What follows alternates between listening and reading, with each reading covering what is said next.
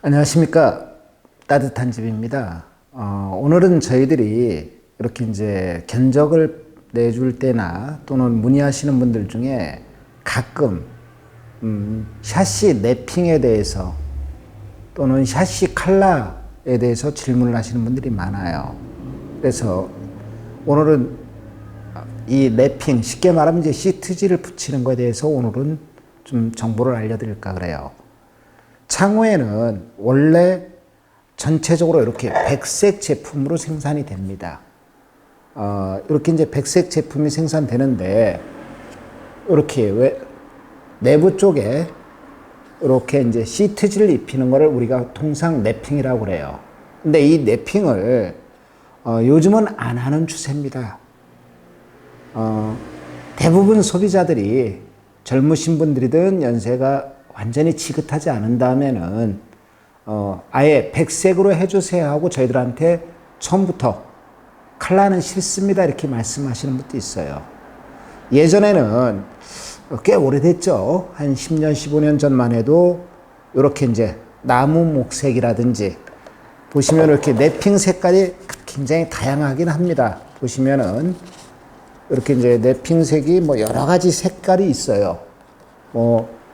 이 중에 하나 골라서 하는 경우도 있는데, 저 같은 경우는 사실은 랩핑 자체를 하십시오 하는 쪽은 아닙니다. 저희 공장에, 제가 유튜브를 한번 공장 시설에 대해서 찍은 적이 있는데, 사실은 저희 공장에도 랩핑 자동화 기계가 있습니다. 근데 왜 랩핑 하는 거를 거의 추천을 안 하고, 가급적이면 랩핑 하지 마십시오 하는 설명을 하느냐, 이유가 있습니다. 자, 요게 기존에 설치되어 있는 집에서 떼온 프레임이에요. 보시면은 여기가 이렇게 쭉 긁혀 있죠. 긁혀 있고 여기도 이렇게 기스가 나 있고, 또 저희 집에서 설치가 샤시가 돼 있는데 아예 아파트 분양하면서 랩핑이 돼 있는 상태입니다.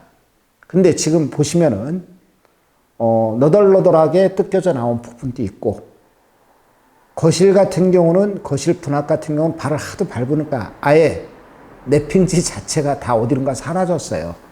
그러다 보니까 도리어 흰색과 랩핑지 색이 자꾸 보기 싫게 돼 있고, 또 랩핑지가 이렇게 기스가 나고 또는 떨어져 있고 이러면 굉장히 보기가 싫습니다. 특히 요즘 햇볕이 많이 드는 곳, 태풍이 온다고 해서 창에다가 테이프를 붙여놓거나 이랬을 때는 그 테이프에 있는 액 때문에 그런지 몰라도 색이 쉽게 변색이 돼버립니다. 랩핑이.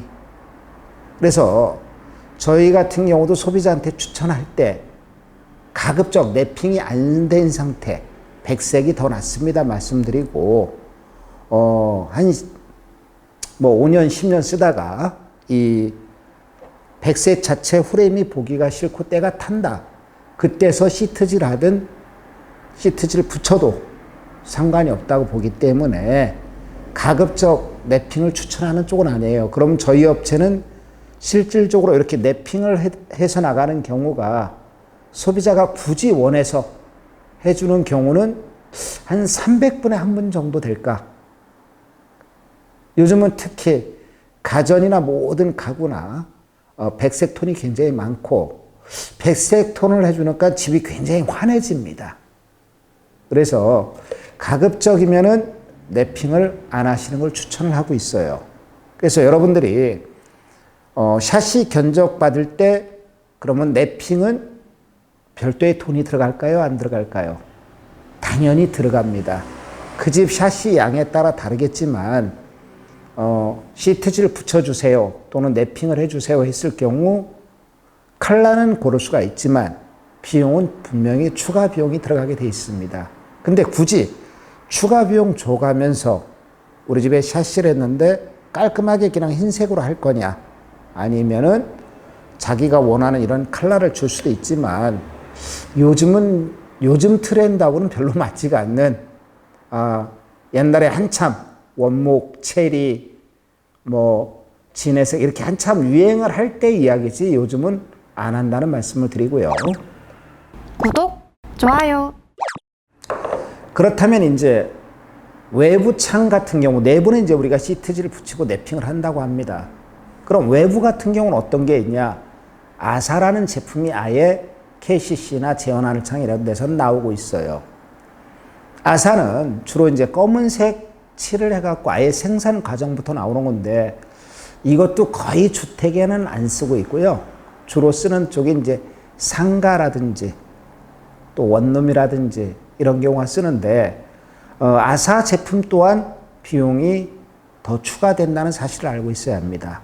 근데 요즘은 뭐 소비자 판단에 따라 다르겠지만 제가 보는 견해로는 흰색으로 해놓은 집이 가장 집이 환하고 또 뭐 이뻐 보인다고 할까요? 이런데 굳이 추가 비용을 들여서 랩핑할 필요는 없지 않을까 이렇게 생각을 하고요. 근데 태풍이 다가오는 무렵에는 창에 테이프도 붙이고 신문지도 꽂아놓고 이러면서 창틀을 보호한다고 하시는 분들이 많은데 그랬을 경우 특히 이 랩핑지는 굉장히 열악합니다. 이거를 해놨을 경우 색도 빨리 바래고 또 많이 뜯어져 나오기도 하고요.